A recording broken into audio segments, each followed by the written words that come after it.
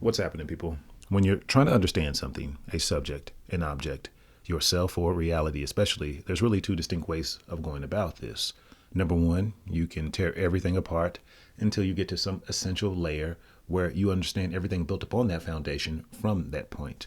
Or two, you can begin by understanding how it all fits together first, and then trying to understand everything within that unified whole from a top-down perspective. It makes no difference ultimately, because ultimate reality should be looped, closed, circular, singular, or it's all hopelessly beyond our reach. The only thing that really does matter is that we complete the loop by going far enough in either direction that things end up circling back on themselves, or we combine the two inseparable but seemingly distinct halves. To visualize this looped reality, we can think of something that we're all roughly familiar with: the automobile. We all know what a car is used for, and we all know that a vehicle, an automobile, or a car is composed of smaller yet essential components. The knowledge of each part composing the car and how it all fits together is what the intellectual and scientifically reductionist pursuits are after. What a thing is made of, what's hidden by the shell or the exterior, is what the rational mind wants to understand, because knowing things in this way offers predictive power, control, and psychological security. Of course, it's obvious that without knowing what a car is or what it's used for, we'll be limited in our ability to predict and control. You really can't know whether things are assembled correctly and whether things are working properly until you understand what the ensemble is supposed to culminate in. This means the reductionist path alone is limited. Not only is it limited, misuse and abuse of some type are likely to result from that ignorance. Instead of driving the vehicle, we may use it for shelter, storage, a kinetic battering ram type device, or some other purpose other than its true and intended purpose. Understanding what a car is and what it's for is what we could call the holistic or the spiritual path, but that path isn't without its own problems. We may be able to drive the car and use it as intended, but our skill with the automobile will always be limited without an understanding of what the car is composed of, how it all fits together, and whether it's sound and reliable or not.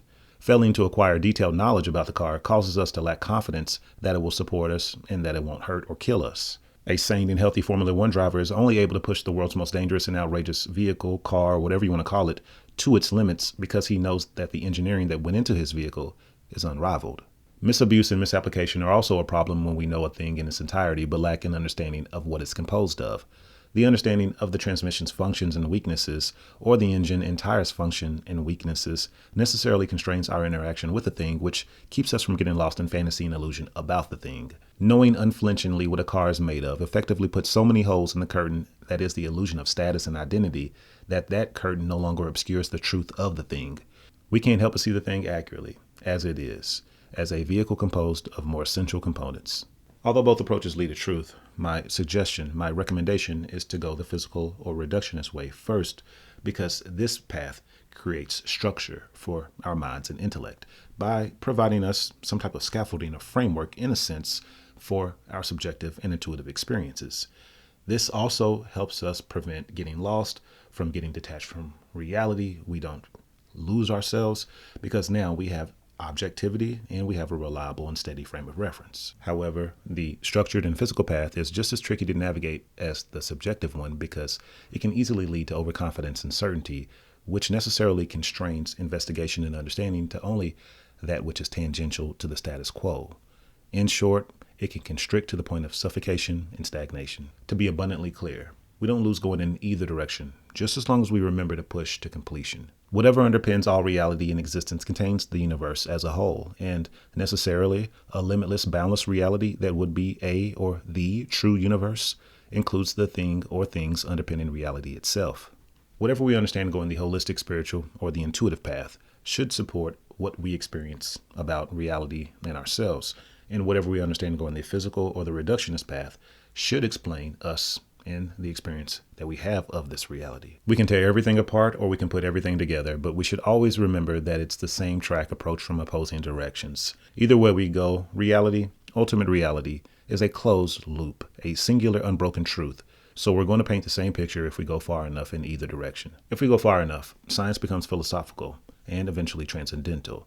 And the holistic or spiritual path should explain everything that we understand currently through science, just with less predictive power. At the end of the day, failing to understand reality in its entirety completely will keep us from the surety and the confidence that we're seeking, because we'll never trust a partial understanding of something so significant and impactful and so important. So if we ever find ourselves in doubt about something specific and defined on one side or something broadly intuitive and nebulous and transcendental on the other, all that means is that we simply have more road to travel until we're home. Thank you for watching this video. Don't forget to like, subscribe, and comment if that's something that you feel like doing. I hope to see you on the next one. But if you don't feel like doing those 3 recommended YouTube things and you still want to have a deep discussion about this topic or any other topic, then meet me over at my forum on lexbenjamin.com and we can dive in there. So I hope to see you on another video. You have a great day. Take care. Later.